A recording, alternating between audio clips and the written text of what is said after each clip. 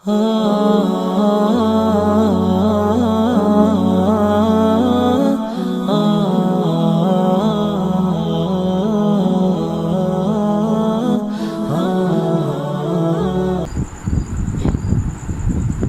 علامہ اقبال جیسا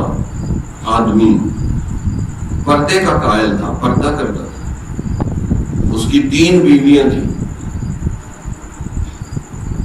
ایک بیوی فوت ہو گئی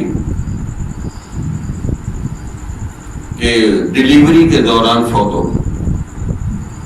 ایک کو انہوں نے میٹرک میں ان کی شادی ہو گئی تھی تو اس سے ان بن ہو گئی بہت زیادہ، تو اس کو طلاق دے دی، لیکن اس کو ساری زندگی خرچہ دیتے رہے، تو ایک بیوی پھر ساتھ رہی۔ تو کسی بڑے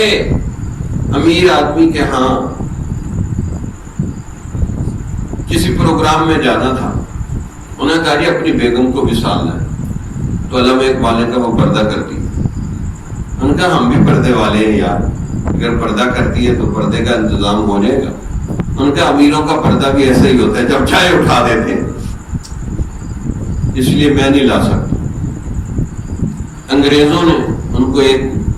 بہت بڑی نوکری کی پیشکش کی علامہ اقبال کو، تو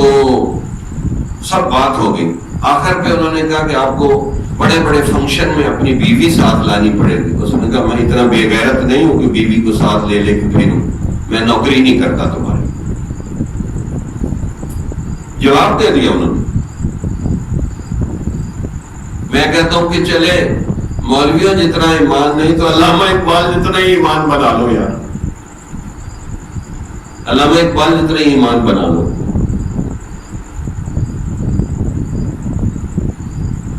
اب تو بڑا آسان ہے ہمارے ملک میں اسلام نافذ کرنا، ماشاءاللہ جو وزیر اعظم ہے اس کی بیوی کتنا زبردست پردہ کرتی ہے۔ تو کل میں نے ایک جگہ کہا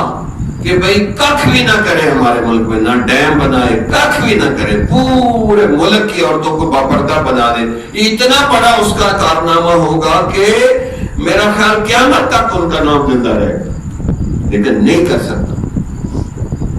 گھر میں مشکل ہوتا ہے نا پردہ کرنا، گھر والی تو کرتی ہے، پورے ملک میں نافذ کر دے، ایک آرڈر دے دے بھی سب برقعے میں آئیں گی،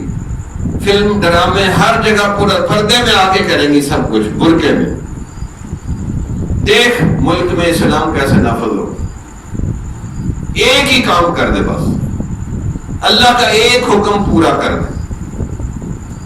اور آسان ہے، کوئی کرنا مشکل نہیں۔ جس کے گھر والی کر رہی ہو تو کیا مشکل ہے، یہ اللہ موقع دیتا ہے کہ عہدہ بھی دے دیا، بیوی بھی پردے والی دے دی، تو اب کیا رکاوٹ ہے پردہ کروانا؟ اللہ کا ایک حکم نافذ کروا دو۔ فَإِذَا سَأَلْتُمُوهُنَّ مَتَاعًا فَاسْأَلُوهُنَّ مِنْ وَرَاءِ حِجَابٍ، قرآن کہتا ہے کہ جب تم عورت سے کچھ لینا دینا کرنا ہے تو پردے کے پیچھے سے لینا دینا کرو، پردہ ہونا چاہیے، حجاب ہونا چاہیے۔ لیکن ہمارے لوگ یورپ والوں سے ڈرتے کہ یورپ والے کہیں گے یہ تنگ نظر ہیں، یہ ہیں، وہ ہیں، ہمیں تنگ نظر کہتے ہو، تمہاری نظر ہی نہیں ہے، تم ہو ہی اندھے، تمہیں نظر ہی نہیں آتا، ہمیں تنگ نظر کہتے ہو، تم ہو ہی اندھے، کہ جو اللہ کو نہیں پہچانتے، نبی کو نہیں پہچانتے، اور اپنے آپ کو بھی نہیں پہچانتے کہ اللہ نے کس مقصد کے لیے انسان کو دنیا میں بھیجا۔ تو اس لیے شیطان جب سب سے بڑی بدماشی کرتا ہے نا تو بندے میں بے حیائی، بے غیرتی پیدا کرتا ہے۔ قرآن نے بتایا انما یامرکم بالفحشاء، بے شک یہ شیطان سب سے بڑی جب بدماشی کرتا ہے تو بے حیائی پھیلاتا ہے، بے پردگی اور بے حیائی پھیلاتا ہے۔ یہ شیطان کا سب سے بڑا وار ہے، سب سے بڑا وار ہے۔ جمال الوجود بذكر الإله وتصفو الحياة بنور هداه،